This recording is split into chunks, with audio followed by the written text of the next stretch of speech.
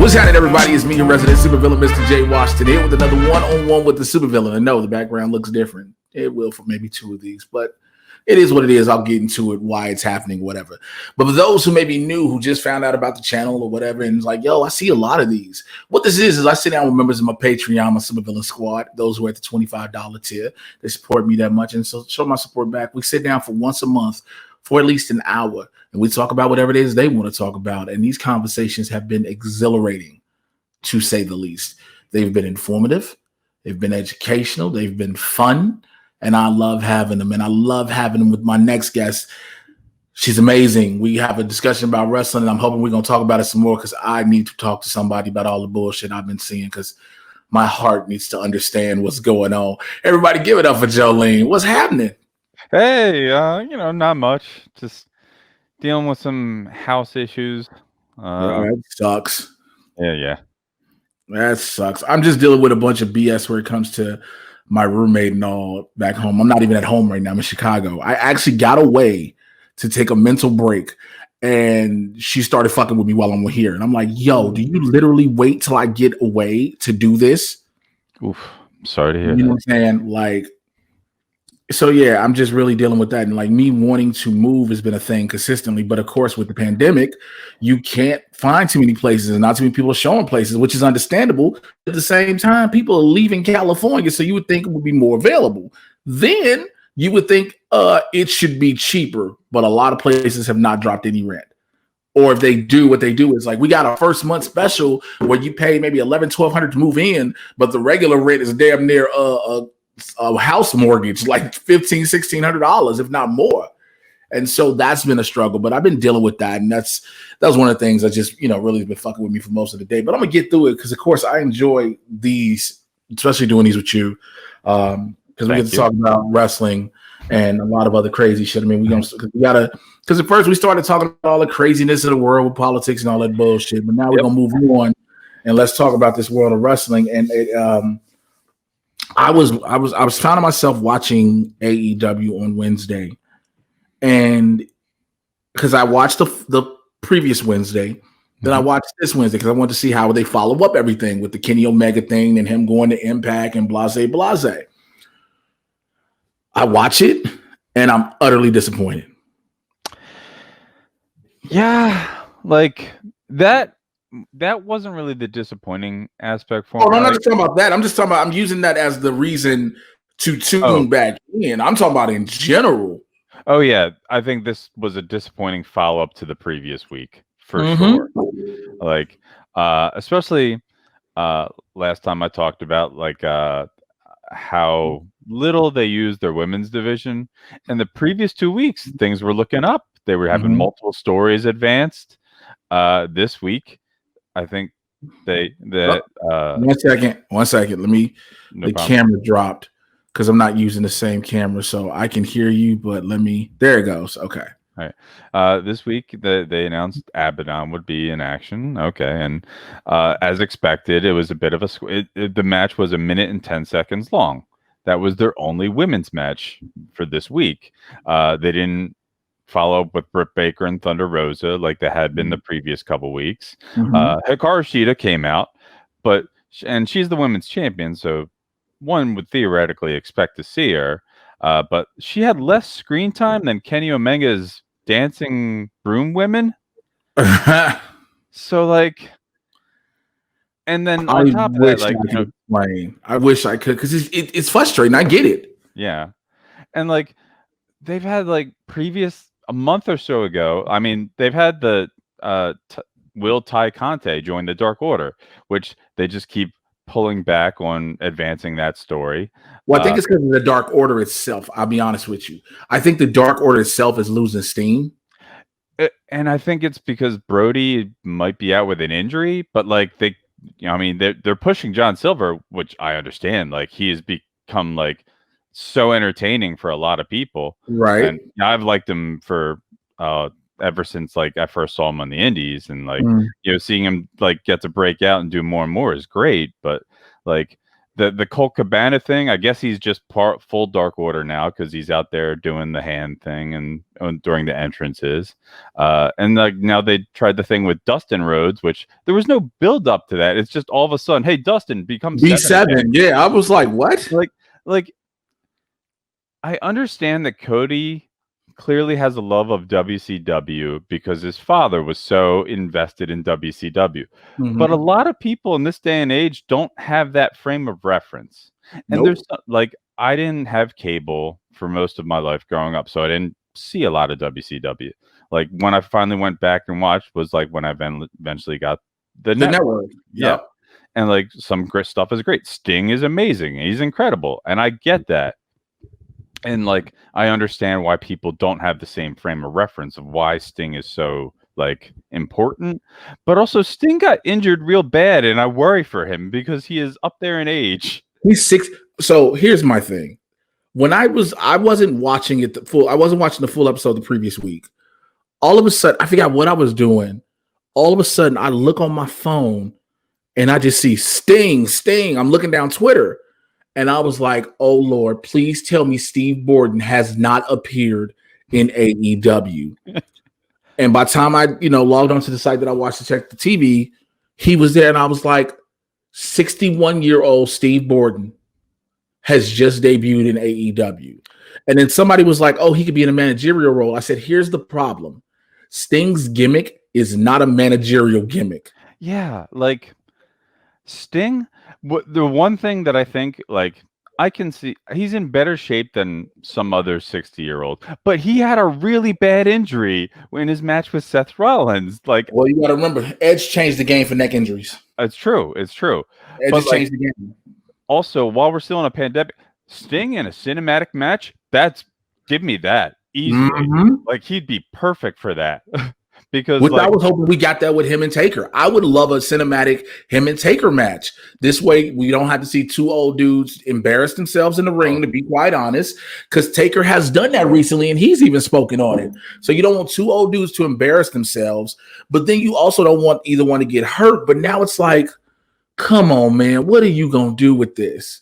Well, Cody's going to have a match with Sting. You know it's going to be Cody. Is it Sting or is it Shaq, though? Because I mean, both. You see what I'm saying? Because that stuff they set up, they've been setting up. Like, I mean, Rhodes was in both segments. They made sure that one too. That pissed me off. I don't know about you. That one pissed me off. The Shaq one because of Brandy. Oh, yeah. Look. And here's why. For me, Brandy's a hood chick by nature. Like, I think she's from either Gary or somewhere Detroit. I think she might be Gary because I think that's what her and I got, or Detroit. But either way, the promo she cut with Jade Cargill when she went real black chick, I was cool with that. But I don't need you to go back to who you were, especially when it comes to referencing her. Yeah. Because it looks weird. You're going to go this way to the professional, I'm the chief branding officer, blah, blah, blah, blah. But now when you see her again, it's back to this, okay, bitch, you in my house. And I'm like, it's Brandy. Brandy confuses me. I don't know how she is with her behind the scenes job, so I cannot. From what I've heard behind the scenes, yeah, I imagine she's great at that. But in an on-camera role, for me, it always feels that she feels a little awkward. Like she doesn't have like the full confidence. Like in her modeling pictures, like her smile seems forced, but like you can tell it's forced. Or like a lot of models are like good at faking it. When she's cutting a promo, I never know if she's like supposed to be a baby face or a heel. Because like in the Shaq thing, she's like, "Oh, that's how you're gonna disrespect me like that?" Okay, I'm like, "What?" And then Shaq is being very polite. He's like, he apologized for interrupting when he didn't interrupt anyone. And then she throws water in his face. I'm like, what, who's supposed to be the baby face here? Like, because I know they tried to do this thing where like, well, we're gonna change things up, but like what that seems to mean is like we're not gonna be specifically baby face or heel if just so that means the hero can be a bit of a jerk. Like that's all it really feels like. I guess, but it doesn't make sense because again, the storylines when you're building so much up, you got this whole now you brought because you got that situation, the road situation, both roads. Mm-hmm. You've got the Thunder Rosa Hikaru Shikita road, her road. Then you have the tag team situation with now you have to rebuild up FTR, and I understand the standings. Yes, they lost the title, so they should fight for them again. I'm cool with that. But I get it. What story wise, it makes sense. But then you add in the varsity blondes and you're adding in best friends and all these people. It's like, wait, what? Yeah, like so like they had the TH2 build up and they faced the Bucks to see if it was the WWE thing. If you beat the champions, you'll get a title match, and that drives me crazy. I hate it. I hate it so much. Like I'm perfectly okay if the champions are on the show and do not wrestle because I don't think champions should really be in meaningless matches. Like John Moxley didn't have that many meaningless matches. He had they built Moxley as a champion perfectly. Yeah. So but the Bucks are just like, all right, if TH2, if you beat us, you'll get a title match. I'm like, you should have just made that the title match. Like that's the easy situation. You still beat them. So like I don't because 9 times that's what happens when you do that stipulation. If you beat us, you get a title match. The title match happens and then they don't beat you. We already know how that goes 9 times out of 10. Yeah. It's so I was talking to my boy the other day and we were talking about it. And I was like, every time I think AEW has broken out of we're in a giant indie show phase, they don't. But then I have to remind myself, oh yeah, Tony Khan is a mark who gets to play with his toys now. He gets to do what every indie promoter has ever wanted to do. That's not a former big wrestler. Every indie promoter that was a mark that wants to do. I want to be able to run a wrestling program on TV, blah, blah, blah. And that's what he does. And you can see it because he's part of the booking. And they can't tell him no because he's the money. And I'm like, come on, y'all got to let him separate it because he's fucking your show. Yeah. And I also think Cody is a very big part of it as well.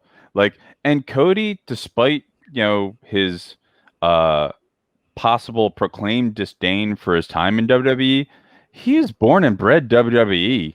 That's where most of his career was. So he died in the wool of that mindset, even though he might be upset that he never got the push that he thought he deserved. That's more so what it is more than anything. Cody's upset he never got a main. You were Intercontinental Champion, if I'm not mistaken, but he's mad he never got a WWE title push. And you can't say there's certain people that can come in and say how they hated their time at WWE because of what they did with them. I can see Moxley saying it because of all the shit they wanted him to do. Mm-hmm. And I can see Miro saying it because of knowing the shit they wanted him to do and would not let him do. I get it. Everybody else, for the Revival, FTR, whatever people want to call them, it's like at some point I kind of get this, just the whole, we've done it all. Yeah. We've done it all. There's a lot of idea. I keep watching and every week I'm like, should I just watch NXT next week? If you want a better solid show overall, I would. I watched, like I said in the Discord, I watched the women's War Games match, and that match ruled. Mm-hmm. And then I watched a couple more matches before I switched off because I'm like, all right, I just want to that match was great. I'm good because that was the only thing I was really keeping track of is but pound for pound, when I like women's wrestling, they do more of that. That's why I still watch Impact because they do a lot of with their women. So when they first had the Kenny runs off with Don Callis to Impact, everyone's mind was like, oh, what's going to happen? And then we got all right, let's be serious. Impact finished taping for the rest of the year. They pre-tape, understandably. So they're going to have to tape some stuff to edit it in with Kenny, which they did. And it's understandable. They can't just go unless they secretly filmed a lot of stuff with Kenny, which I doubt. Here's my problem with this. This seems like you just said, Impact is pre-taped a lot because, of course, you want to make sure you get your workers in. You have them bring 3-4 gears if they need to. We need to get X amount of content. Then once we run out of that, we'll bring you in. We're in the last week. Boom, boom, boom. This seems like the Kenny Omega thing was last minute. Yeah, I think even in some comments, the people in charge said it's a one-off. But let me rephrase this. It's not super last minute because it's a build-up. It's been a build-up. When you started hearing references to Impact more and hearing references to NWA more, you're like, something's happening, because you're not just saying these companies' names just to say them. Something's happening, right?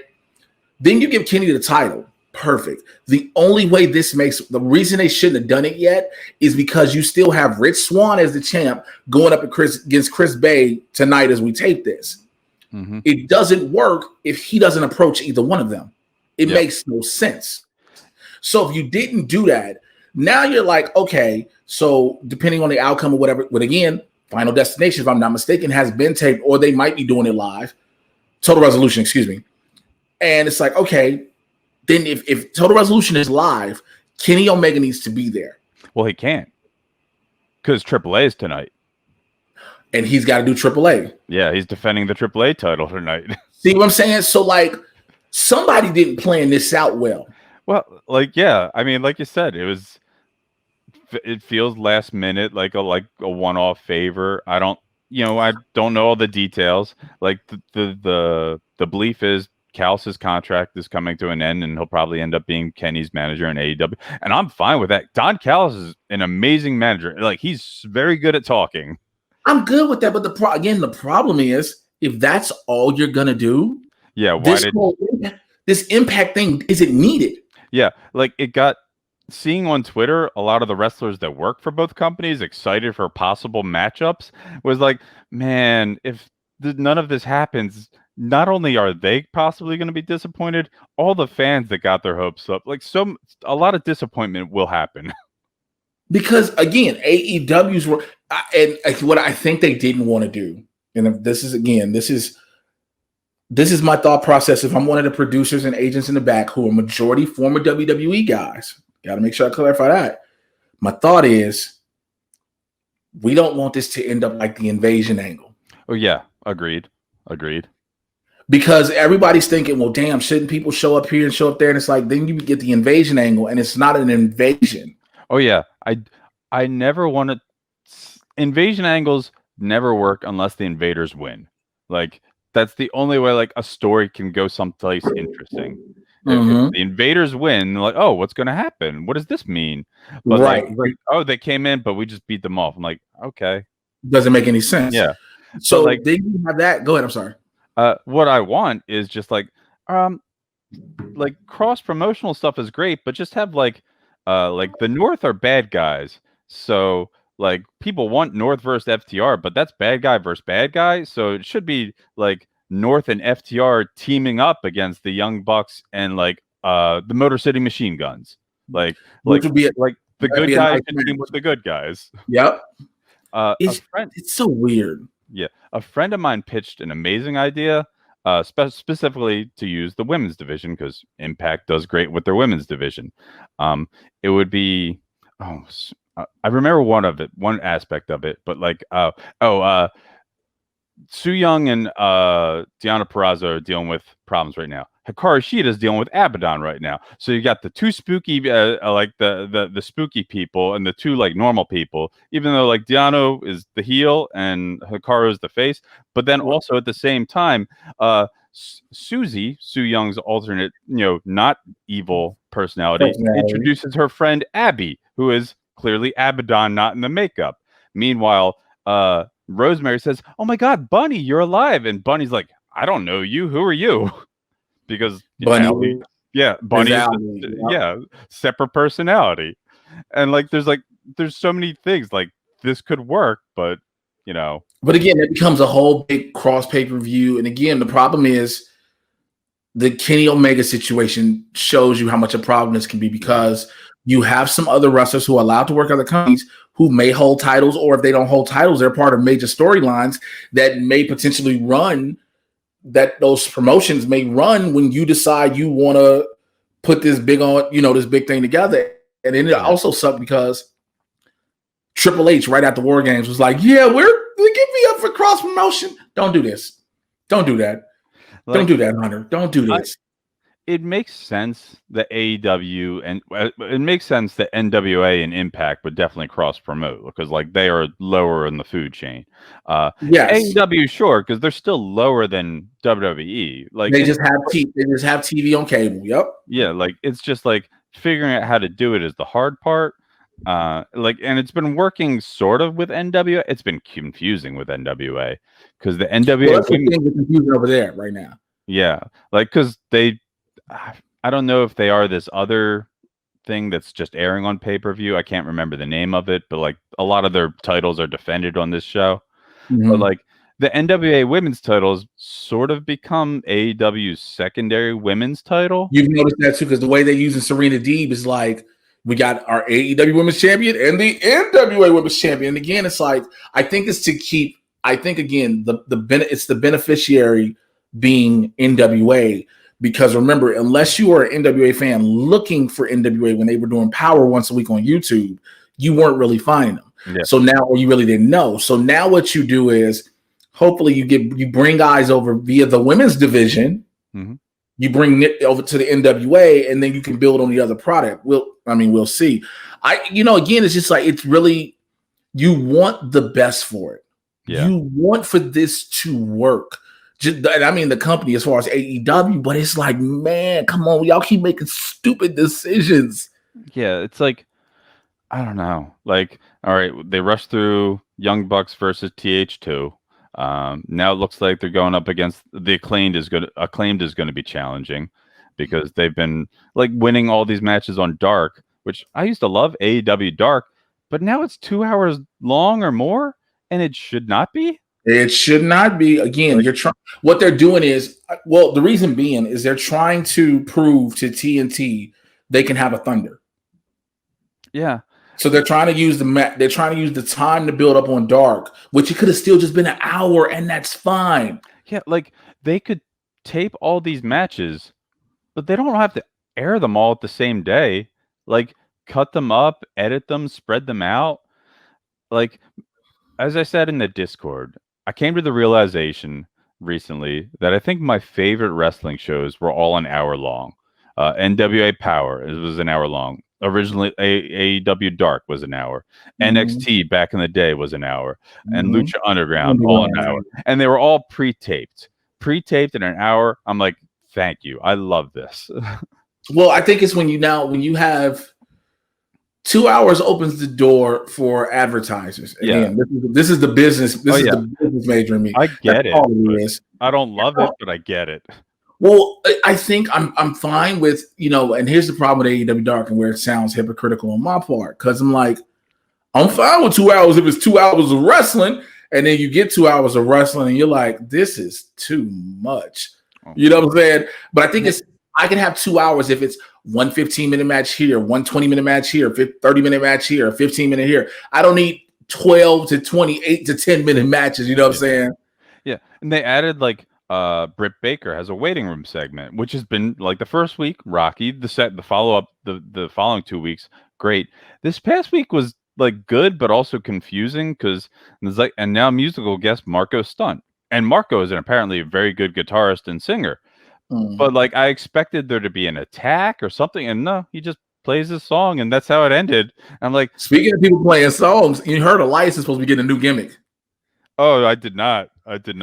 So he made a post to talk about how he was feeling weird after being electrocuted and using his hands. What? I instantly thought about Goldust. Oh yeah, gosh. He got electrocuted, and he had the most hilarious Tourette stutter. Yeah, because it worked. Because they played it off. Yeah, like I mean, Dustin Rhodes. It's just amazing what he does. That is true. Incredible, man.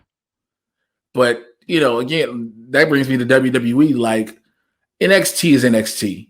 I'm never worried about it. People be like, well, I don't search. I know somebody was, I don't know if it was in the Discord or it was on Twitter or whatever. Somebody was like, when is the Undisputed Era at Tommaso Ciampa and Gargano will go to the main roster? I was like, never. Yeah. Never, because they don't want to because they're smart.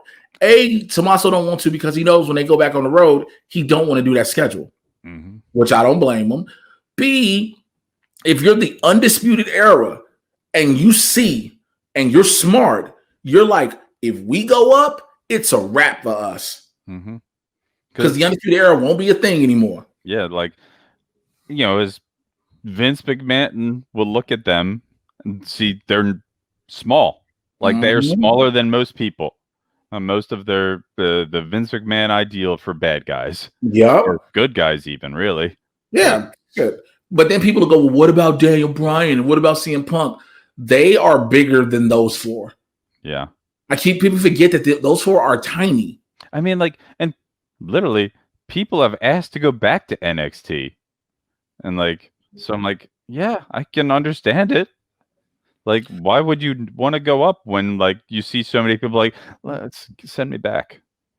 Well, Ricochet, if I'm Ricochet, send me back. Yeah, I think there was the rumor that Aleister Black asked to get sent back, and then it wasn't a rumor. That ain't a rumor. That ain't a rumor. That's for real. Yeah. He asked, and because they knew why, his legit reason was not wanting to be around Vince McMahon. They were like, no, you stand. Man, working with nightmare bosses sounds horrible. But here's the problem. Well, I wouldn't say problem. Yeah, problem. Here's the thing. Everybody knows, especially people who are fans know stories. If you're in the business, you know a whole bunch of nightmare stories about working for Vince McMahon. But yet, as a wrestler, you want to be able to showcase your talents and perform on a giant stage, which is understandable, and the potential paycheck. But also, the paycheck only comes with how relevant you are. Yeah, you can probably make 6 figures a year, potentially. But you got to be able to get over. And getting over is also not getting over on your own. The machine has to be behind you. Yeah, not only on top of that, like, if you can get over huge with the fans, but if they're not making merchandise for you, you're still missing out on, like, Alicia Fox was employed for 10 years before she ever got a single shirt. But she was still, I mean, that's true, but she was making a killing. Just sitting there chilling. But yeah, once you get, that's why Enzo was like, at the end of the day, he was like, I don't give a shit if I win or lose matches. These merchandise checks come in and I'm living good. Mm-hmm. Mm-hmm. Like, why you think Cena always had new colors of the same shirt? Yeah. Like, it's crazy. Cena got a red version? Oh, shit. It's a lime green? Oh. But, like, when it comes to Zelina Vega, she was like, I was making more money on my Twitch. Yep. Which that should open up a lot of people's eyes. Yeah. Granted, she just recently started being used as an in-ring performer, but on the mic as a talent, what woman do you know that's that cold as a managerial role or just in general on the mic like her? And, like, not only that, she was in their big popular movie this past year. Fight with My Family. Yeah, she played AJ Lee in that movie. Like, it wasn't a huge role, but, like, she had speaking lines. Yeah. Like, it's part of, like, the climax of the film, basically. Well, yeah, the climax of the film with Paige winning the title. Absolutely. And it was so weird because it's just like when you hear that a talent is making more money on a streaming site, which is possible, we know this, but when you hear you're a WWE performer and they're not making that type of money and they're making only on streaming, it's like, and then of course she wanted to supplement that income and made OnlyFans, and that's when they were like, well, you know what, look, bitch, you can't, because you hear OnlyFans, you think, oh, she's gonna start showing titties, which of course we've learned that OnlyFans ain't for nudity. You know what I'm saying? Everybody thinks it is. Because I think it started off or became popular, and then more people started using it for other things. Yeah, but like Bella Thorne, I think that was the actress, she did it, and they were like, everybody was like, yo, I thought I was gonna see some titties. She was like, no. Yeah. And they were like, why would you scam everybody? It was like, I kind of didn't, but well, I think that was a weird situation where she promised that she was going to. Oh, that's what it was. She promised. Okay. Yeah. Like, because like some OnlyFans are very forward about like, this is what I do. Like Zelina Vega's cosplay. This is what I do on here. But Bella Thorne like promised this and then she didn't, I think. But I mean, you got that situation because and then Paige still doing her Twitch, and you know they will not fire her. But the thing is, like, because they're scared of if Paige gets that surgery and gets what Edge had done, like she doesn't have to. Well, even if she gets completely, even if she doesn't get completely healed, if she goes and ends up working for AEW in a managerial role because she's good at talking. Yeah, like she is the star of. She's based. The movie they made was about her. Yeah, the whole movie is about her. Yeah, like, yeah. You know, and she keeps saying on Twitch, "What are they going to do? Fire me? Like, because they're not using me." She knows it. Her and Randy Orton are the two safest people in the entire WWE. Because hypothetically speaking, people will be like, "Well, what about Roman Reigns?" If Roman Reigns got fired right now, you know where Roman Reigns is going? Do you know? Hollywood. That's exactly where he's going. Yeah. He is not. Everybody was like, "Oh, he go to AEW." Roman Reigns is going to Hollywood instantly. Yeah, I mean, he was already in a Fast and Furious. And they once this new Roman, the tribal chief Roman, has shown his range. Mm-hmm. It's now shown he can do whatever he wants. Yeah. So Roman is okay. You know, you have hypothetically a Kevin Owens. He could go back on the indies, but he's made money for his kids, and he's not a frivolous dude, so he's good. Yeah. Sami Zayn, he's good. Some of these big names, people be like, "Oh, well, what they do if they get fired? Go to AEW." That's not the end goal for them anymore. They don't have to. Well, like, I mean, Xavier Woods has been very open about talking about his backup plan, and we've seen it in work, in action. Well, that was something that made a lot of people mad because for the longest, the big thing wasn't him having it. It was Xavier Woods having it, not Austin Creed. Yeah, yeah. So it's like, that's what you've seen a lot of people like, "Yo, so what's up with this?" The reason, and I think the reason Xavier Woods is doing it is because the WWE is getting a nice cut. Yeah. Well, like, that's the only way. Started up, down, and he just got hired by G4. Like, that's what I'm talking about. That's what I'm talking about with the Xavier Woods Austin Creed thing. Yeah. The G4 thing, because he's Xavier. If I'm not mistaken, he's Xavier Woods with G4. No, he's Austin Creed. Oh, he's Austin Creed. Yeah, okay. He changed all of his social media things back to Austin Creed. Like his Twitter handle is Austin Creed wins. Like Xavier Woods is like, maybe it might be in. I don't even think it is in like the bio. Yeah, it might be in the bio, but it's not in like the screen name. Yeah, yeah. Because a lot of them. So here's the thing with Twitter, you can change your regular name. So I could change Jay Washington to whatever. You could change Jolene to whatever. Mm-hmm. But if I change the @ and I'm verified, I'll lose it. Yeah, you'll lose it. He changed his @ I know. I remember he did. He lost it, and then but because of who and that's the crazy part. That lets you know how this game works. Because of who he is, they were like, "Give us a second. Hold on. Boom. There go your check mark. You're good." But yeah, like, and I remember years ago when I first noticed a lot of the women in WWE were changing all of their @ as well, back to their real names.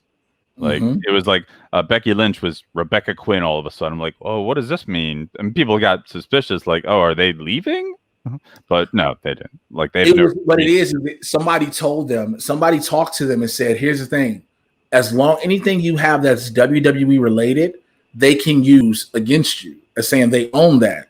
So they can't take Lexi Kaufman. They can't take, if you're such and such." That's why it just recently Theo changed her Twitter handle, because for the longest she was still Zelina Vega, and she finally changed it to Thea Trinidad because you had to work all those things. Speaking of which, what's your thoughts on this Alexa Bliss Fiend situation?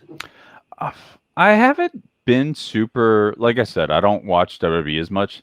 Like I watch clips of it, and I'm like, well, I like them. They're both very good at acting. Like they're very great characters. Like Alexa Bliss was like, she was fun in NXT, like when she was managing the Blake and Murphy. Yes, as I call them, the dubstep boys, because they had that dubstep entrance, and like that's where her original entrance came from. Yeah. And then like when she like got in that feud with Becky Lynch in SmackDown, that was when she rocketed to the stardom, basically. Yeah. Like she was like great at the fan callbacks. Like her facial reactions were just priceless. So like her doing like this evil, or not even evil, because I think they're the baby faces in what they're doing, which is confusing. But I don't know. It's baby face-esque, but it's still, remember, Taker's been a face. Yeah, Taker's been everything. This is, I mean, and that's Yeah. Taker's been at everything. Then you've had Kane be everything. So it's like these evil, mysterious personas can potentially be baby faces as long as they don't do stupid shit like they had Kane. Like Kane was having fun with shit with like Daniel Bryan and things like that. And that was cool. Yeah, but I don't want to see the Fiend out here eating hot dogs. That's true. Like, like the Fiend was presented in such a way, so it's so confusing. But like, I'm enjoying what the clips I see of the Fiend and Alexis. Did you see the clip of this past Monday on Raw? What they did with the match with Randy Orton? I did not know. Sorry. So Orton, the whole feud with the Fiend and Orton, and so Orton challenged Bray Wyatt to a match because Orton has the Fiend at TLC. So Orton challenged Bray Wyatt to a match on Raw. Main event. Should let people know something was going to happen.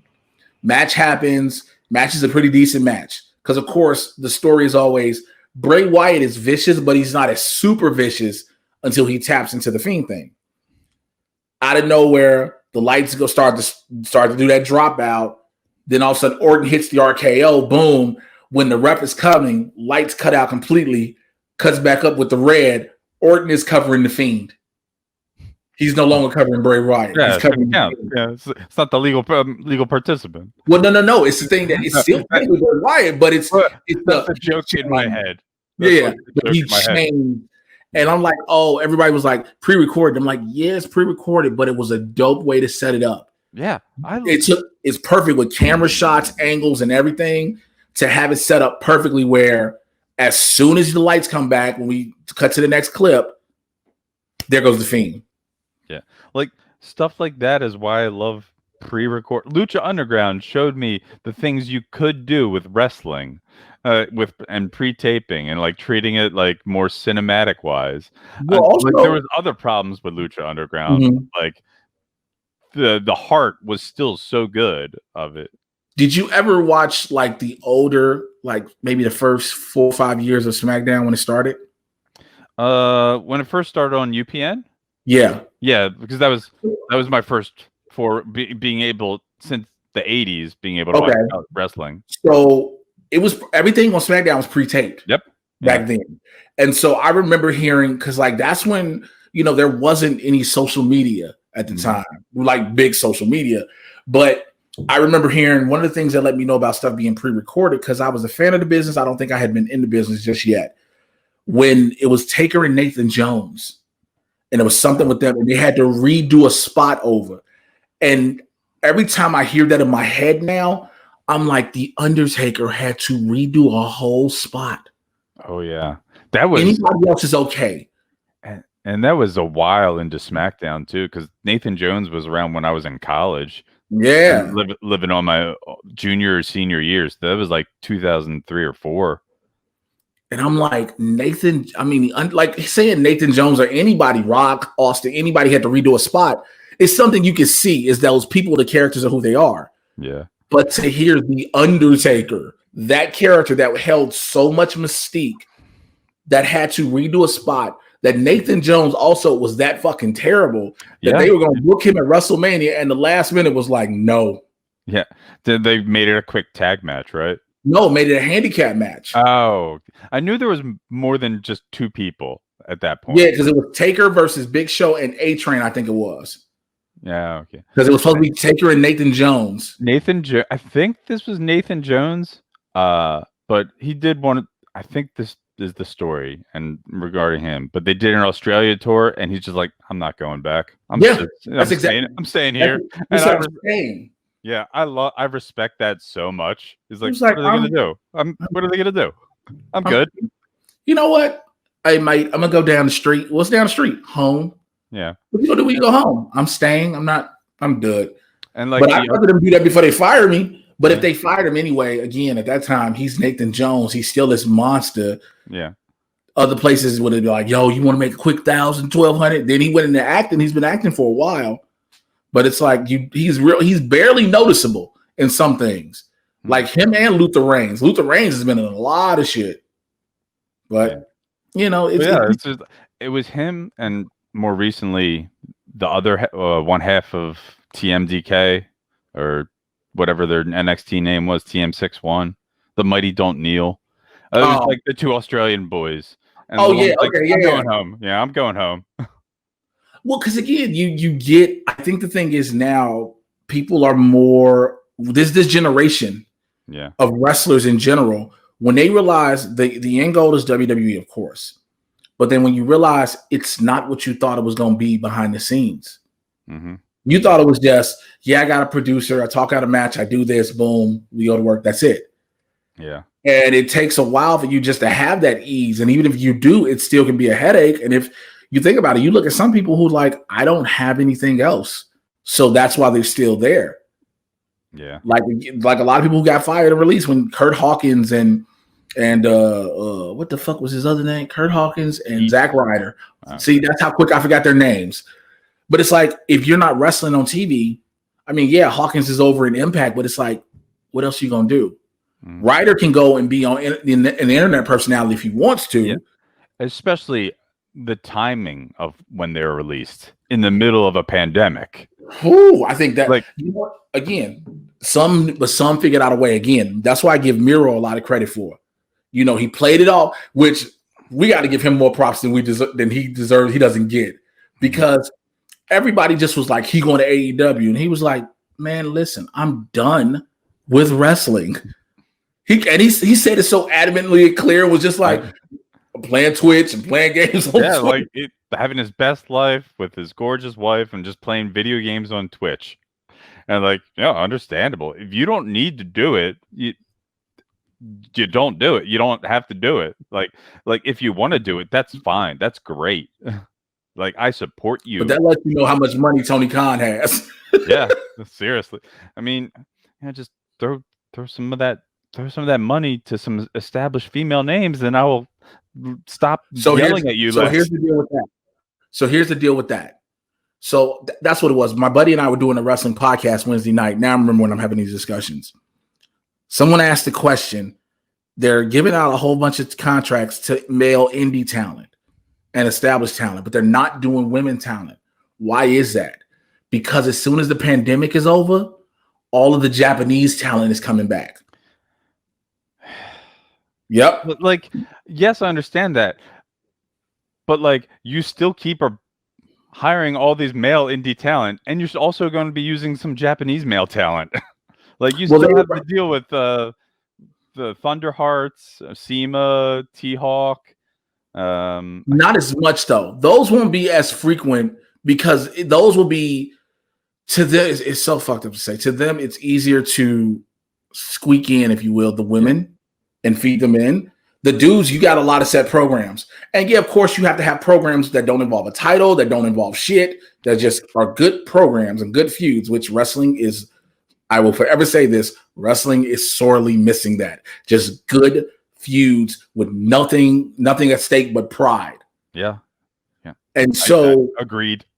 And so, but yeah, I get what you're saying. Yeah, they do bring in a bunch of male talent. That reminds me of one of the other things, like, of AEW, of stories they set up but then forget about. Like, Shida defended her title against Big Swole. Big Swole lost immediately after. She's backstage being interviewed. Penelope Ford comes on camera and makes fun of her, and they look like they're about to fight, and then nothing. They just did not follow that at all. Penelope goes on to stop talking in every single segment that her fiance is in. Well, no, I'll tell you what happens. It's the idea. So this is some behind the scenes. Creative has a bunch of ideas, things we can potentially do. They don't know how it's going to play out until they see it on the cameras in the back on TV, in a sense.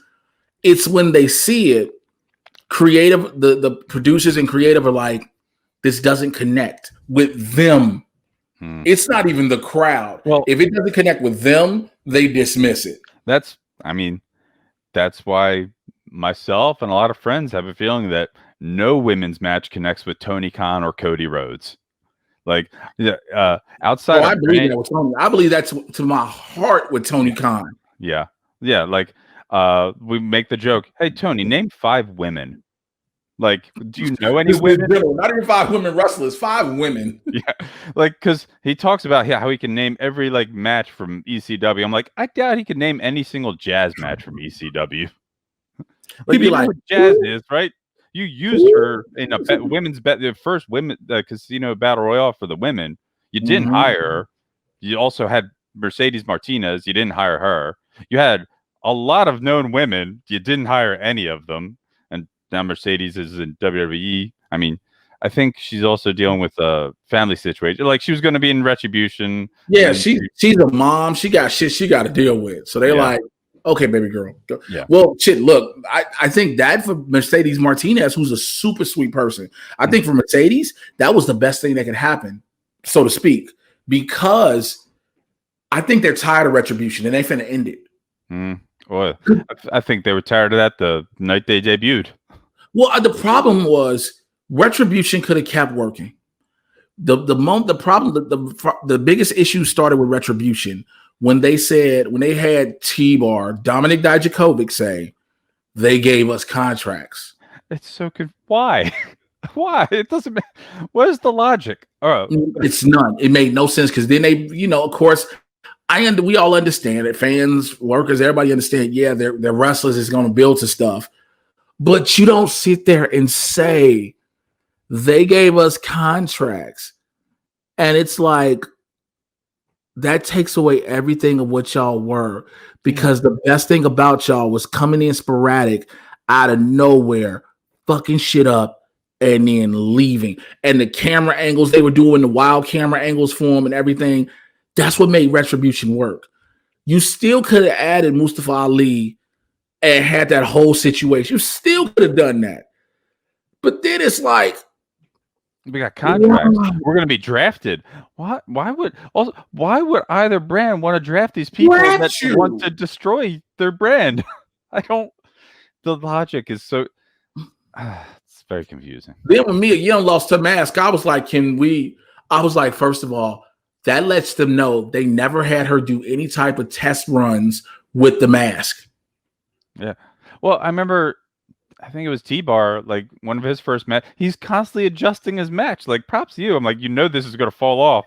But like that, and like all during the match, he's like, I got to make sure this doesn't fall off. I'm like, wow. But like Mia Yim's like, whatever. Because I would have literally, if I'm smart, well, I'm not saying she's dumb, but if I'm in this match, right, my gimmick is that my face is covered. Even when she was going and she started putting heat on Dana Brooke after the mask, before I go put real heat on Dana Brooke, I tell the ref, tell her to sell while I get this mask back on. Somehow, some way. Even if I got to tie it up in a knot in the back. Yeah.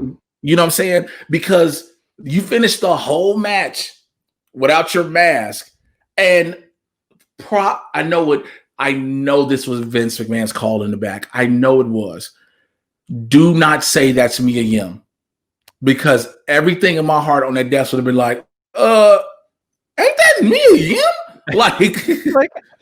But the mask never hinted that it was me. How many other black, Asian, blue-haired women do they have on their roster that has appeared on WWE television?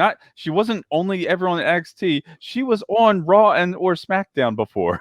Yeah. Well, she was there, and it's just like, but that's the problem though. Vince McMahon typically likes to think fans forget shit. I know. Because the biggest one for me has always been Bubba Ray Dudley. How he stuttered, then he didn't stutter, and then he had glasses, then he did, and I was like, Vince. I forget when it was, but like this is old school, like 90s wrestling. But it was about a Bret Hart, Mr. Perfect match, and it was an interview backstage. I think it was Bret Hart, and like he was going up Mr. Perfect, and they're like, "Oh, are you worried?" It was like, "Why? I beat him before. Remember last year? Like I know how to wrestle Mr. Perfect." Like he's like, "Oh wow, Bret Hart remembers continuity." Vince McMahon does not want that to happen with other people. You're like Vince, like, hey Bret, look, we know that you know exactly what the finish of the match was, what day it was, what the weather was outside. Can you not say that on camera? Like, it's like I've looked at the wall when I'm watching wrestling. I'll be like, bro, what the fuck are y'all doing? Because the talent that's there now. This is talent on both shows, both big shows. Because I want to give Impact credit, but I just need Impact to be on a real channel where everybody can see it. Well, it's hard. Okay, they're on Twitch and YouTube. So you get what I'm saying? Like, I want to give Impact its drop. My thing is, you have the talent. The biggest thing I never forget years ago. This was right at the tail end of the Attitude Era, when Austin was in the back and telling people they didn't have a lot of new superstars. And of course, people were like, well, y'all not allowing them to be built. And then it was like, okay, we're going to allow superstars to be built, but you got to prove to us you can hold this if we give it to you. Oh, yeah. Oh, yeah. Because remember that we had that whole batch of people that was like, yeah, we had that conversation about how Zack Ryder grabbed the ring and they're just like, no, you are not allowed to have it. Yeah, it's not the way we wanted you to. It's like a kid going, but now you have this group who's doing what they can. But the problem is, I think you picked some of the best talent in the world that was not your own talent, right? The problem with that is they've already been beat up. Their bodies have already been through hell and high water just to prove they belong there.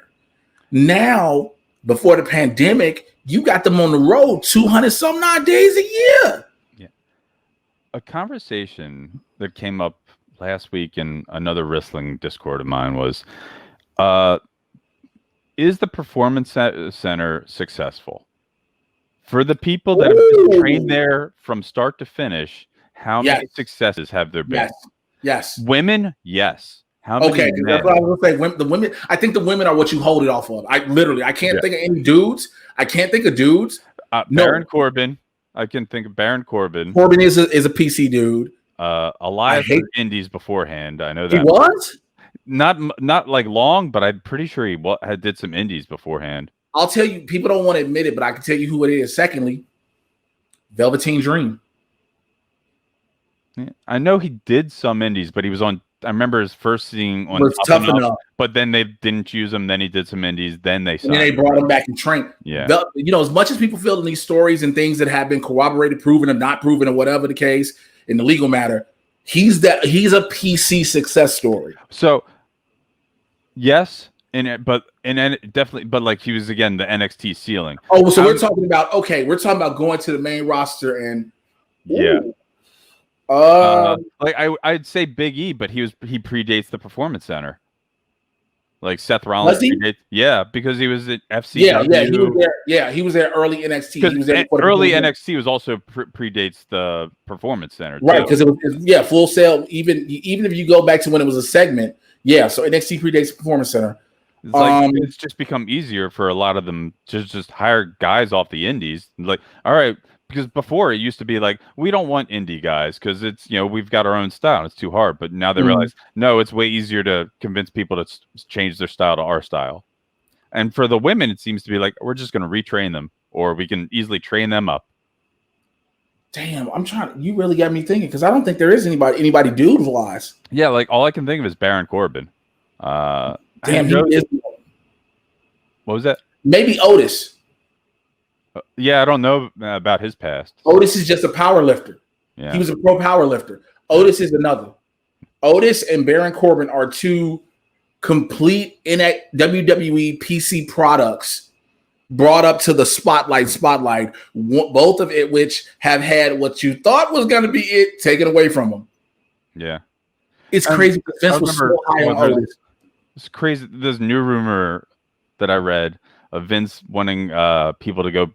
Oh, it ain't a rumor. It's Keith Lee and Otis. Yeah. It's actually true. How do you say Keith Lee needs to learn how to wrestle better? What? Like, Otis, fine. I love Otis. He's very entertaining. But how do you say that about Keith Lee? Like, we have the joke about Drew Gulak being in charge of those classes, and he's just... Which is crazy. Yeah. Like, we have the joke where Drew Gulak's just looking at Keith is like, I don't know why you're here. Go do... I don't know. Because it's like, I don't know if you saw, I put it on Twitter, but Vince McMahon is openly on record praising Keith Lee for his talent and ability. It's insane. Oh, another thing that we talked about is it's shocking the amount of shoulder injuries of men in the Performance Center. Like, so many because they seem just lots of weightlifting, and it seems that men are more prone to getting shoulder injuries than the women that come out of the Performance Center. Well, yeah, weightlifting will do, but also it's because you're in there. You can go to Performance Center and lift anytime you want. You can pretty much train. You have classes, but you can train every day. Yeah. The thing is, when you're training every day, I learned that before. When my shoulders started hurting, I was like, let's not do it, especially when you're lifting. Mm-hmm. The goal is until Vince McMahon goes on to the here and after, you have to look a certain way. Yeah. And again, everybody can be like, well, what about CM Punk? And I'm like, yo, do you understand how long it took for him to actually accept CM Punk? It wasn't until that night they were doing the Survivor Series team matchup announcements when he was with DX and he got a bigger pop than D-Generation X. Yeah. And they were like, what the fuck happened? Mm-hmm. But also they were in Philly. But yeah, you got these guys coming in who think, oh, I got to look like $1 million. But you can look like $500,000 and be good. Mm-hmm. Mm-hmm. But that's the reason when you hear of all these big muscular guys consistently having not just shoulder injuries, knee injuries, because unfortunately, when you try to cut your body to that low percentage of a body fat, your muscles have zero cushion. Yeah. It's okay to have some, especially when you're doing a high impact sport as professional wrestling. Yeah. Like, it's just like, it's the way we were discussing is like, it seems the way, because of the mindset of everyone there, of who they need to please, is the men are destined to hurt themselves so much faster because of what they're training, or like their weightlifting and everything, versus like the women don't have to focus on that as much. They can train more and like learn more, and like they're less prone to get those injuries. Yeah, because their training mainly is in their diet, doing some cardio, and in-ring ability stuff. Yeah. The guys you're dieting, cardio, in-ring weights. Yeah. You're doing all of these things. And it's like funny because, again, with the Vince story, it's like, well, they need to learn how to wrestle better. Vince McMahon, when have you ever cared if somebody was a good wrestler? Like The Rock, I love The Rock. He was incredible. He was not the best wrestler in the world. Yeah, like Steve Austin was an incredible wrestler, but if you just only watched the Stone Cold run, you really wouldn't know that until his matches with redacted Chris Benoit. Like the man is a great wrestler, but he did not matter for the Stone Cold gimmick. Wasn't a good like if you know Stunning Steve Williams, you're like, that's a wrestler. Yeah, cool. Like he started off as the ringmaster, and like, oh yeah, you see. No, I'm going back to his WCW run. Like that's when you know he can wrestle. Yeah, like you see his ECW stuff, which got a bit more hardcore, but like he's a good wrestler. He was a good wrestler. Like been destroying his knees really like hampered a lot of that, but like also the character, he didn't need to. Nope. But that's the one thing too. If you get a certain character, it doesn't require you to go above and beyond. Oh yeah. But if you do with the character, then you're exceeding expectations. Keith Lee's his thing is I'm limitless. That's fine, but guess what? He's proven that. Yeah, like not only is he a great wrestler, he's huge and he's charismatic. Like that's what it is. That's one of the things it is. He doesn't like how he talks on the mic. I'm not surprised. I can never be. There's no way to be surprised by anything Vince McMahon does or says. Like when he didn't know what a quesadilla was or something like that. I remember just that long Twitter thread of weird Vince McMahon stories. And it's just like, no one can ever be surprised by this man, I feel. It's again, I respect his business acumen because of what he has bled, sweat, and tears to produce and given the world. He's given the world a global entity that hopefully can keep going for generations and generations. Let's just call it for what it is. But in the process of building that, he's become so out of touch with reality and what the outside world is that it's like, Vince, you don't, because let me just say this. Here's my issue with this whole Keith Lee Otis either being wrestling, because he might not think he can fully wrestle too. Wrestling and talking. Keith Lee and Otis, they are just like Kevin Owens. Well, Keith Lee more so is like Kevin Owens. You can look at him and you do not expect him to do the shit he does. And he does it flawlessly. You are not telling Kevin Owens to go lose weight. You are comfortable with him with his shirt and everything. You are comfortable with Owens how he is because of what he can do. Keith Lee is the same. You hated Keith Lee without a top. So you had to get him a top. And it was like, this is the same dude you praised again a year prior just for a quick less than a minute spot he had with Roman Reigns. Like, no, it wasn't less, about maybe 5 minutes. 3-5 minute spot he had with Roman Reigns. Yeah. He did everything. He was the last one on Team NXT. He's the last one, right. So, like, you watch what he does with Roman, this blows your mind. This makes you go, oh my God, what is this guy? Because you look at him in the back, you're like, oh, this fat guy's just gonna be one of these trying to be a monster, blah, blah, blah, blah, which Vince, you want that sometimes, I thought. Whatever. But to say that's you don't like the look, the indies, which Keith Lee is from, Kevin Owens is from, have proven you don't have to look like the exact mold. But I also have a problem with that statement at the same time because you get some motherfuckers who look like they've never even been in the gym a day in their life. Keith Lee, you can tell he works out. Mm-hmm. You can tell Keith Lee works out. I've seen people on Twitter talking shit. I'm like, yo, you would never make it in either company. Like, yo, stop. You don't even have the charisma. You're horrible just in tweets. So I can tell how you are cutting a promo. I look at your gimmick and I'm like, are you telling me you are better than what these guys are doing that have been put on a global stage? Yeah. And also, like, tweets, you can compose them. You can take your time on them. You get in front of a crowd, in a live crowd, things change entirely. Like, I know, like, I'm good at game shows at home, but that's just not on the spot. Real quick, because I know we're ending soon. Yeah.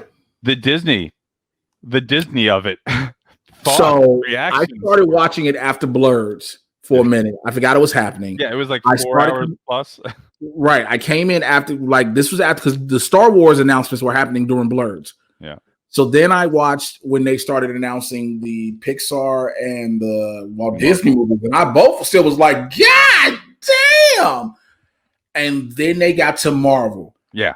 And I'm sitting, Winston came over to my house and I'm slapping him. He like, yo, would you calm the fuck down? I'm like, ah! This was literally, I tweeted it. Warner Brothers. The big dick thing. Yeah. Warner Brothers like, watch me while I whipped. It was like, we gonna whip out here swinging. All our movies going to HBO Max. Disney was like, excuse me while I whip this out real quick. Because now no one is even talking about HBO. And the thing is, Disney has told us, because this wasn't, everybody thought it was like, oh, this is a Comic-Con announcement. No, this is for their investors. Yeah, it's the investor announcements.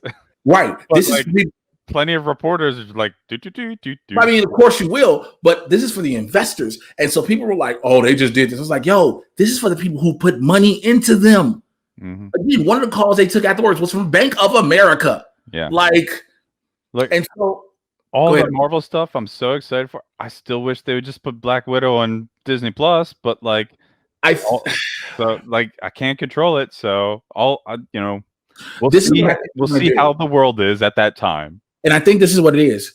They learned from Mulan so much because they made a lot of mistakes. Mm-hmm. When people started getting upset about the price point in Mulan, which again, it wasn't catering to the single person. Everybody could keep catering to a family. It's catered to families. But when they told people it will be available to own and watch in 4 months, that was the worst thing they could have did. And then their star runs her mouth and we found out who she was. So they had all that going against them from Mulan. Disney with Black Widow, if it happens, it's just going to happen. Because you don't want to, if I tell people right now, if I'm Disney Plus and you're watching an investor call, and it's 2 weeks before Christmas, and we tell you Black Widow will be coming to theaters and Disney Plus. Guess what you're going to do on Christmas? You're watching it on Disney Plus more than likely. Mm-hmm. Especially if you're not really sure about going out, even though I mean, for us in Philadelphia and Pennsylvania, we're shut down again. So restaurants aren't open. So all right, But that's what I'm saying. You got places that are shut down again. You got some states, Florida, that just don't give a fuck. Yeah. And so they would go, but that's again the Christopher Nolan Tenet thing. Mm-hmm. He's mad He trying to be mad at HBO Max. No, you mad because you bitched, moaned, and complained and said, put Tenet in theaters. People are going to run out to go see Tenet, and you only made $300 million worldwide. You feel real shitty now. Okay. You feel real shitty. But if they told people, the majority of people that had the opportunity, that had the option, if they were in a state with an open theaters or whatever, they're staying home. Mm-hmm. And it's Christmas. I can watch it with my family at home, or I can just watch it by myself, whatever the case. They're staying home. So if it drops, they're not going to tell you. Yeah. You don't want to. Unfortunately, if people go, we know what the risks still are. Even with a vaccine has been approved, we understand that. But it's like most people aren't going to go to theaters regardless. Mm-hmm. So if it drops, surprise us to say, by the way, it's on Disney Plus now. That's why with HBO Max, with the Wonder Woman announcement, they're banking on people going to see IMAX. Yeah. So of the Disney announcements, what has you the most? I mean, the Marvel stuff has me the most excited. It's for me, it's Marvel. It's the acknowledgement of Kevin Feige, Marvel Studios, and Disney that they will not recast T'Challa. And again, people act like the story of Black Panther ends with T'Challa. It never does. Unfortunately, shit happens. People die. Yeah. And everybody, they could have just recast it. And like I tweeted, I said, here's the problem. Y'all were going to complain regardless of what they did. Regardless. If they'd have recast T'Challa, you'd have complained, oh, he ain't the right person, or this, that, and the third. And so since they didn't, you can move. The thing is, with them not doing it, you can move on easier. Yeah. Also, like, if they had... Imagine being the person that was recast and the amount of pressure. Nobody would want that. Shoes. Like, nobody wants to be that. Who wants to? Again, you're not about to catch. Again, no matter what, you're gonna catch some love, but you finna catch a bunch of hate regardless. Yeah. And how beloved Chadwick was, nobody's gonna try to fill his spot. Yeah. That's how much respect you have for him. There's no actor that's going to sit there and say, well, it's my time to shine. No, they're going to respect that. They're like, no, let this be. So the announcements that I'm like, obviously, the WandaVision trailer, all those trailers are good. Yes. But like how they said was WandaVision, like you said, leads directly into Doctor Strange and the Multiverse of Madness. But then they said it also leads directly into Spider-Man 3. So I'm like, okay, makes sense. Because multiverse is how we're getting those other villains. Yep. And again, this is what made me so upset about people with that too. It's the Disney investor call. And they like, why are we not hearing about Spider-Man? Because Spider-Man is not a Marvel Disney movie. Yeah. And this nothing to do with the investor call, but like how they keep announcing all the previous Spider-Men are returning. They've got to announce Miles at some point, right? Like they have to have a live action Miles. Don't announce it. Oh, I'm okay. But if they do not have Miles at all in that movie, it's like, why? That's just dumb. Well, I think it's hard. Well, because that's the issue, because you're already working on Into the Spider-Verse 2. I know, but like also it's just like, but here's all the white spiders. Well, I from that as a black dude, I don't even think about that. I think because it already sounds, you already have people going, this sounds overcrowded. You already have people doing that. It does. This sounds overcrowded. Then again, as a black dude who knows how Twitter and Facebook reacts, you say you want to bring in Miles Morales in this. Oh, what you gonna have him do? Be a blink on screen real quick? It's no pleasing people. Yeah.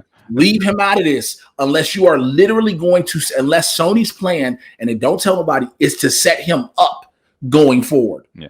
Like if he comes in at the end, if Miles Morales pops in at the very end of this movie and he's the Spider-Man taking over, because this is Tom Holland's technically last movie.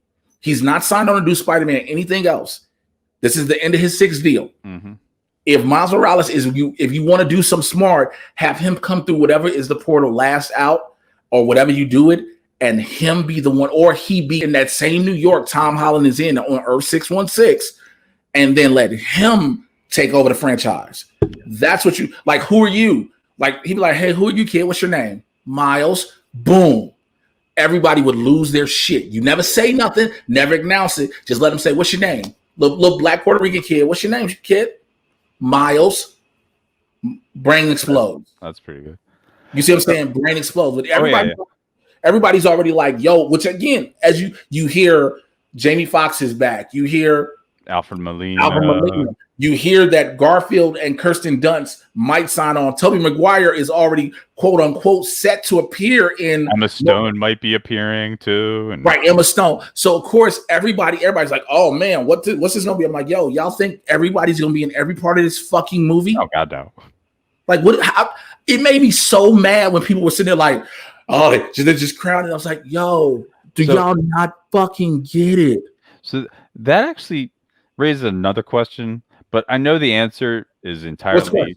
The answer is financials probably, but why is it like with the live action we think, oh, that's overcrowded, but if this is an animated movie, it's fine. Like, oh, this is great. You know, like you have more freedom in the cartoon. Yeah, it's such a confusing mindset, but like again, I think the answer is financials because financials and the visual. You got to think about it. It looks. Just seeing a bunch of people, and people, especially when they're established people, framing and like I get it. It's all the production. The production is the answer, but I'm like, but people's like, oh, it's so crowded. I'm like, but I think of cartoons, but I'm like, they are wildly different productions. You know? That's all that is. I mean, again, like, if you have infinite money and you could do it, maybe, but nobody does. I mean, I guess technically they do, but they don't. Well, I mean, all you got to do is, and the problem becomes is now. The stars you want to bring back that you want to use, some are, again, Emma Stone is now an Academy Award winner. Mm-hmm. So her value has shot up from what it was when she did the two movies. Yeah. You know, Garfield is a nominee, but that don't change too much. I mean, it adds a little bit of value to it. Molina is Molina. Yeah. Jamie Foxx was an Oscar winner when he came into this. So, and the other thing, I mean, just the lot, I'm like, they can't be from those movies. Like, that universe, because Molina died in his movie. Also, they're how much older now? Again, that's the multiverse theory. Yeah. Remember, in another universe, not even his universe, again, the alternate universe to the Tobey Maguire Spider-Man, Doc Ock is still alive and he's still a Spider-Man fighting him. Yeah. It's not the same. It's not like, because everybody's going to ask that question like, well, Doc Ock died. And everybody, people keep forgetting the multiverse theory. Yeah. Like, also, like, in that movie, Doc Ock wasn't really a villain. Like, that was why it was so good. Like, it was the tentacles that was the villain. Yeah, the tentacles were the villain. Yeah, he was a tragic victim of the tentacles. The tentacles caused one of the greatest comic book murder scenes next to Shazam's boardroom ever. The hospital when he woke up. Sam Raimi's Evil Dead scene in the middle of the superhero movie. Yeah. Yes. Like, you're like, yo, like the tentacles are what made him kept doing shit. Mm-hmm. The tentacles they would look to him and like he's like, what? Oh yeah. The tentacles like, you heard what the fuck we said. Like, but again, like that's why I said we're getting the Sinister Six through multiverse villains. I mean, like now, if you go, Tom Holland goes, I just can't beat them by myself. The problem becomes with that statement. Here's the problem with that statement: I can't beat them by myself. He technically doesn't need the other Spider-Man. He's got the Avengers. He's got the Avengers. Like, he's an Avenger. And one of the joke comments I made, of like, if this is another movie where all the villains are from another universe, it's still another Tom Holland movie where none of the villains actually hate Tom Holland's Spider-Man.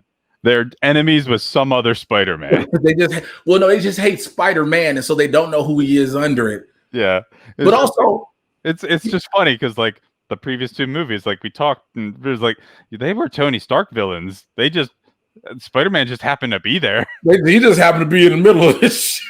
But if you think about it, and I'll let you go. If you think about this, I don't know if you saw what I tweeted. What I think is going to be the plot, somewhat like the plot of the movie. So we already know, based off the end of Far From Home, the whole overall arc of Spider-Man, this Spider-Man 3, is he has to prove to the world he's not Spider-Man because they think he killed Quentin Beck. So he has to prove he's not. Now, the whole time, shit's going to be happening that needs Spider-Man, but he don't have people up under his face like paparazzi and shit, TMZ type people. It's only until portals start opening. When portals start opening and people like, wait, that's Spider-Man and Peter's standing next to me. So he can't, people don't think, again, Yes, the Earth now knows of the snap and Thanos and aliens, but the multiverse is a mind-blowing thing. Like, ain't that Spider-Man? But Peter Parker standing next to me. So when that keeps happening enough times, that'll clear Peter. Yeah. Because everybody's like, no, he gonna get Charlie Cox's Daredevil and blah, blah, blah, blah. And I'm like, why did you motherfuckers fall for it? What started from we got this covered and have been running with it. Like, I don't know. The one villain I would love to return, Green Goblin. But don't give him that suit. Give him his original test makeup, which he could move his face in. But beyond that, most excited, Fantastic Four announcement. I'm so here for it. I damn it came on myself. That's when I started slapping Winston Arts. I was like, we got that. And that lets you know Spider-Man 3 is good because they trust John Watts with it. Yeah. Well, yeah, I mean, based off his first two movies, I'm like, I already trust this man a lot. So, yeah. Yeah. But the first two I trust him. The third one, I've got to trust him. Because again, that's a Sony director technically. Yeah. And so if Marvel is like, come do this. And like I said, for me, yes, we finally get I'm just happy because this will open the door to Doom. Because now this means pretty much if I'm thinking in the way I'm thinking, Doom is the bad guy for it all. Pull my this guy right here. Yes. And I think the Marvel Studios version of that suit is going to be amazing. Oh God, I hope so. Please give me the metal suit and the tunic. I love it. Because my thing is, Kang is not going to be it. Kang is going to be like a smaller level villain because Marvel Studios, if they're smart, they're not going to do two gigantic cosmic level villains back to back for your big team ups. Like, I remember mentioning this in the Discord, but like with all the multiverse leading up, some people had the theory, like, you think they're going to build up to Secret Wars? Especially with all the other announcements too. So they announced the secret invasion. Yeah. So I think the thing is, it all depends. The Secret Wars part. Here's the thing with Secret Wars. This is the only way it works is if you can continue that partnership with Sony. The only way it works. Yeah. But then the problem becomes because now this is how fans look, and people can say they don't look this way, but you've read fans on the internet. You know how they think. Once that happens. If you bring the Sony Spider-Verse into the Marvel Cinematic Universe, even if it's just for this gigantic combined thing, people are now going to continually expect to see Marvel heroes and villains pop up in these Spider-Man movies, Spider-Man-esque movies. And it's like, yo, I don't mind Secret Invasion is about the Skrulls, which is cool. But that's why if you're doing Secret Invasion already, Secret Wars seems like it might not happen now. Yeah. Also, like, I mean, Secret Wars is weird. Like, let's be honest. That original miniseries was written to sell toys. That's why everyone had a weird vehicle, even though it didn't make any sense why they had a vehicle. Yeah, didn't a Spider-Man car doesn't make. What does Spider-Man need a car for? Like the Beyonder, he's a confusing dude. Here's the follow-up in which Spider-Man teaches him how to use a toilet. I could see it, but like, I don't know. Like, it's fun. I'm excited for all of those things. Like, I mean, they had the Ironheart announcement. They said America Chavez is going to be in this movie. Okay, like, I'm glad they said that. Remember when they first cast her? Everybody was like, "Is she America Chavez?" I was like, "Yo, can we calm down? They haven't said who she is yet." And then they officially said, I was like, "Cool." The Ironheart one, it didn't get me. I was like, "Okay, they're doing it." And he was like, "Here's Ironheart." I was like, "Oh shit, it's real!" And here's Ms. Marvel. I'm like, all right. Well, I knew Ms. Marvel because they had been cast her. I didn't know that they had cast her. Yeah, they had been cast her, and they had started announcing they had started shooting already. That's why we got the dailies from what they were shooting. Oh, yeah. And so then they finally cleared up the She-Hulk confusion where Thomas is like, "That's not me." I think she had to play it off because it leaked. It wasn't supposed. I think all the announcements pretty much were not supposed to come out till Investor Day. And was it? Oh yeah, Tim Roth is coming back for that, which I'm fine with that. But I want Tim Blake Nelson to come back so bad. He like that. The Incredible Hulk is still one of my favorite MCU-ish movies. I love. There's a fan edit where it takes all the deleted scenes and cuts a lot of them back in. But even in the theatrical release, when he's just lying there and Banner's gamma blood is dripping into his open wound, the look of manic joy on his face as his head when he becomes the leader, bigger. I'm like this man clearly are so set up to be a cool supervillain. Like, he wanted this all along, and that's why Banner was horrified, because like, no, we have to destroy all of this. This is terrible. Like, what are you talking about? This is everything I've dreamed of. He was like, I've been wanting this. This is what, right. And again, that's universal, though. That's the fault. That's why we can't get Hulk movies. Oh, yeah. So that the fact that they were able to get Abomination away speaks a lot. Yeah. Well, that's what, like, because, yeah, I don't know with the casting, but like, they cannot release a Hulk solo movie. That's why he can hear in other things. Yeah. Like, he's not the star. But like, I wonder, like, and well, they also brought William Hurt back as Thunderbolt Ross before. Yeah, for Black Widow. My hope, I'm just gonna hope that Tim Blake Nelson's secretly in the show as the secret villain behind everything or whatever's going to happen. I don't know, because if Abomination, yeah, because if Abomination's in this show, like, he's not a main villain.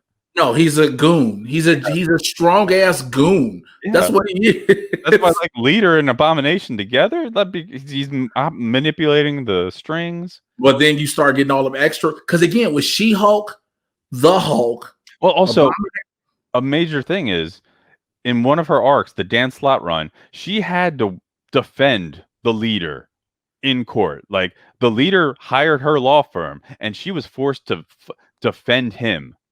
And she hates him. Well, I don't think she was. Her partner, Mallory Book, was like, no, yeah, I'm going to get this man off. I will find the Leader not guilty of all these crimes. Oh, no. Like, there's already the connection. And he's been in, like, recent comics with her, too. Like, Leader deals with her a lot in, I guess, since 2000. So I'm gonna have to read up on that. We gotta let's keep, because we can keep going. Let's just put this on break on this. Listen, Joe, I always love talking to you. You have such a great mindset and so much great energy, and I've gotten a chance to bring it more out of you on camera, because I can go back to the very first one. You was like, I don't like my voice, and I was like, I understood, and we had the discussions, and now you just talking. I just don't like hearing myself. Yeah, well, that makes sense. But tell the people they want to touch down with you and talk to you, how they can find you. You can find me on Twitter at Jolene 00 negative. No E at the end, not enough characters. You can follow me on Twitch at Jolene 00 negative, the same exact thing, except there's the full negative in there because Twitch has more characters. Other than that, follow Ava Everett. She's a wrestler I really love. So, that's a dope shirt. I like the shirt. Make sure y'all check out all that Ava Everett. Check that out. Make sure y'all check that out. And always, for me, Twitter, Instagram at Mr. J Washington. I don't need to spell it. If you want to join the Patreon to support, patreon.com/Mr. J Washington. I'll let y'all later for another one of these. Take care. I'm out. Bye.